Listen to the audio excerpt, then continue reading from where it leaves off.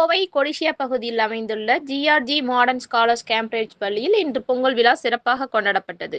தமிழர்களின் தை திருநாளான பொங்கல் விழா பள்ளி வளாகத்தில் பள்ளியின் தலைமை ஆசிரியர் உமா தலைமையில் பொங்கல் வைத்து கொண்டாடப்பட்டது.